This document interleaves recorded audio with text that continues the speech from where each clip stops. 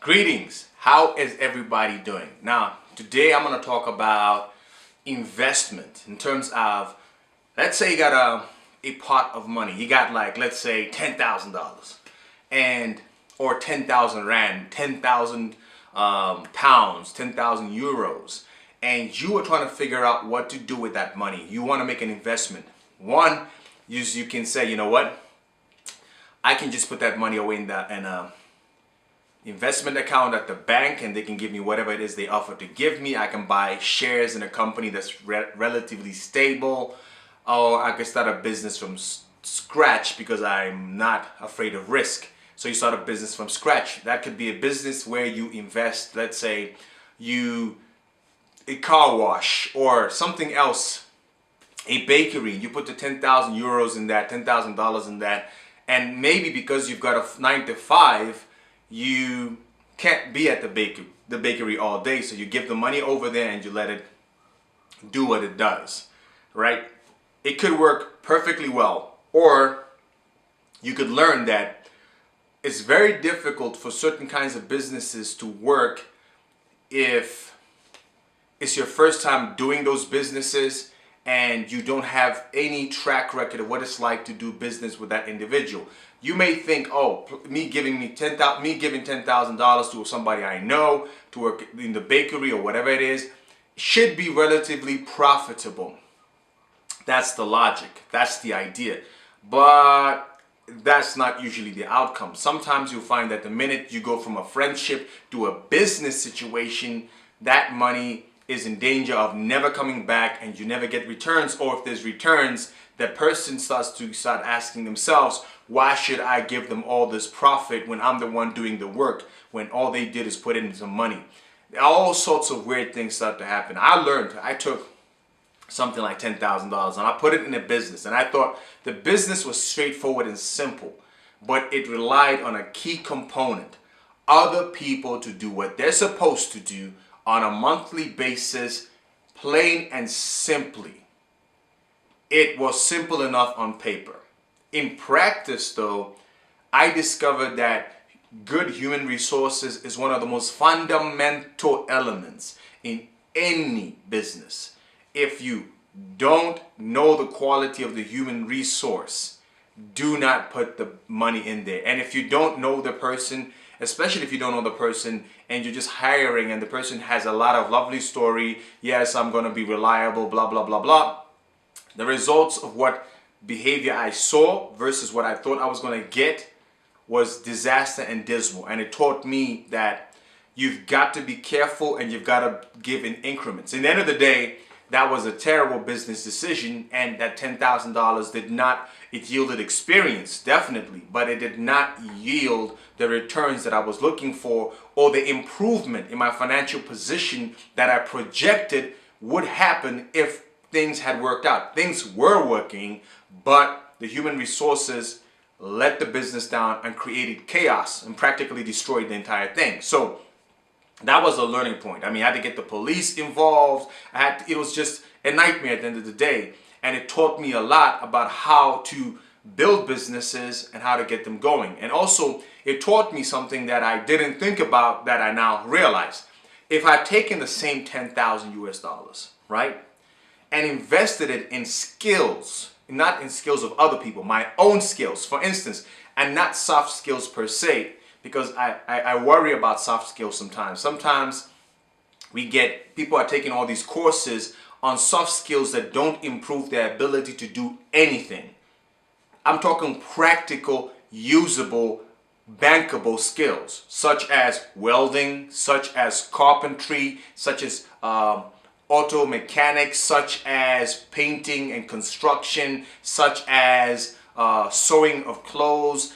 There's so many other practical things. I can't list them all, but they're out there. They're practical skills you can learn, such as wiring of homes, such as, how to build electric motors. There are practical skills that you could learn. If you're very clever, you could figure out specifically what you're interested in. For instance, if you are interested in food and drink, you could say I'm going to learn I'm going to buy machines that allow me to make cocktails, and I'm going to be I'm going to host my own theme parties based around drink options, or I'm going to approach people who are having events, ladies and men, and be the chef, the liquid chef at their events, and provide an amazing selection of drinks.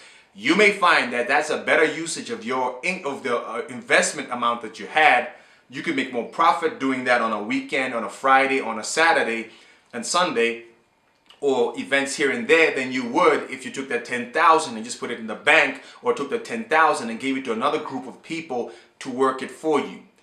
Because the key human resource involved in that, the key driver of sales, is you.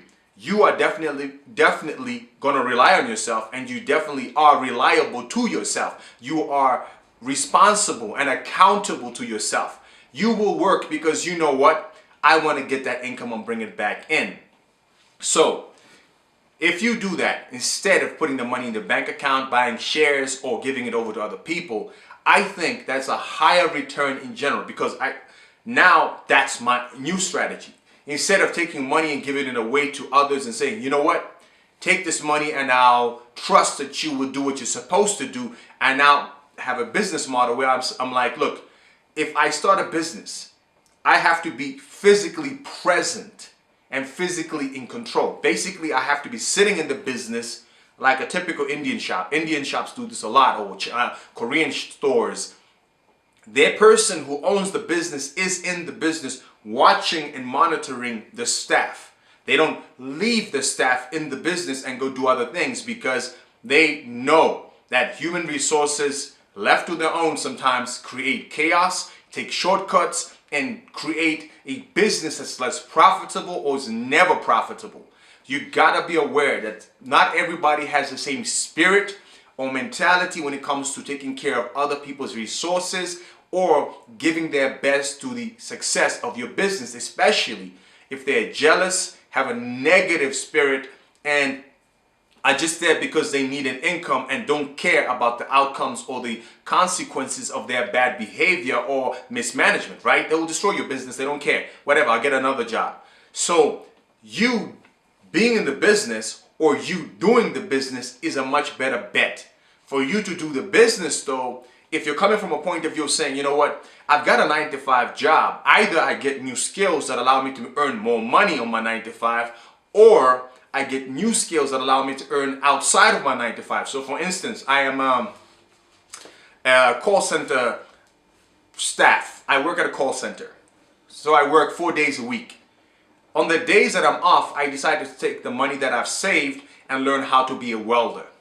I learn welding, I get the skills, I watch online videos, I go to a little community college, I practice at home until such time that I have the competency to be able to do welding that makes me money. So for instance, I go and weld on sites or in people's houses to help them build certain things for certain projects, maybe a set of stairs or furniture.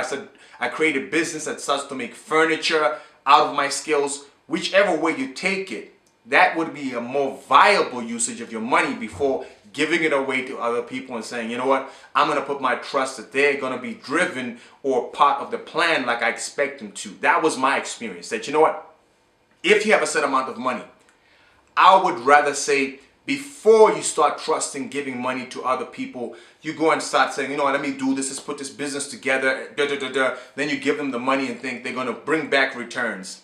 I would rather say you're going to get a higher return and margin from your money, from your investment, if you were to invest in educating yourself. It doesn't have to be a degree. It just has to be a bankable know-how. It could be, I now know how to use Photoshop by going to certain classes on Udemy and others, Domestika, whatever. I learned new skills in Photoshop, or I learned skills on how to paint cars, and now guys bring their cars to me during weekends, and I paint their cars, I spray their cars, I retouch their cars, and that's how I make more income, which allows me to buy more equipment. I mean, I look at it now and I'm like, you know what? If I had taken that cash and poured all that money into equipment for, let's say, photography and videography, or mechanics, auto technician, or welding, I would have a serious amount of kit and plus the skills that I would have learned online and in practice, together I would have had a skill set that allows me to open a business where, yes, I am the one that provides the service and earns the money from doing that job.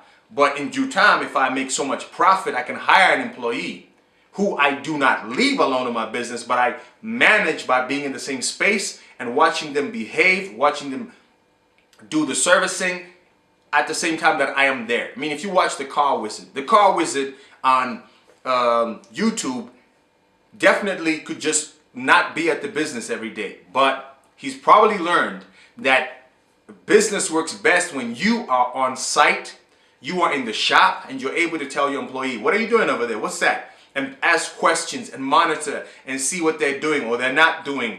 Find out what parts came in, what parts didn't come in, how the parts were used. Just by being present, you're able to keep control and ensure that the profit comes in like it's supposed to. I learned that leaving other people alone in your business and thinking, you know what? We are all equally motivated and equally respectful of other people's resources and time, and that if you show somebody how they're going to make money and how they're going to benefit, logic should dictate that they will follow that path. I discovered that even when you make it obvious to certain people that they're going to achieve certain levels of income, doesn't mean they're going to do what you expect them to do, because you are not realizing the state of psychology that they're in, or their beliefs that are running behind or in their mind. You could leave a crackhead at a business and they're saying, I want to succeed and I want to do my best. Then the crack convinces them, oh, the crack speaks in their ear and it says, you know what? What about we take some money out of the till and go get high on lunchtime? What about that? That can happen. But if you're in the store, you can watch the guy and say, what are you trying to do? What are you doing? Trying to take money? You fire the guy on the spot. Get somebody else. So I'm just trying to give you an alternative way to look at it. Should I invest my money outside of myself or into myself? I would say start off by investing into yourself. Skill sets, certification, degrees, and education that allow you to offer a service with the skills that you learn, to me, is the primal way for you to start earning more income versus simply taking that money and giving it over to somebody. If you don't want to learn new skills, I don't know why you wouldn't want to do that, then the safest thing for you is basically the bank or call accounts and stuff like that. But depends on your risk profile. If you want to go out and start a business, start off by starting a business where you are at the center of it with your skill set versus just giving your money over to somebody, because chances are the business is not going to succeed, because if you have to be at work 9 to 5 or whatever and leave somebody else to run your business, you have no idea what they're really like when they're by themselves. People are very nice and very professional when they're in front of you, but when you leave them alone, the truth of who they are is what causes the business to succeed or to fail. And you want to make sure that if you're going to do that, that person has to be somebody that's earned the right to be left alone to do the job without supervision. Not somebody you don't know, not somebody you've never worked with before. They have to earn that right. All right, until next time, do more, be more, become more on your purpose.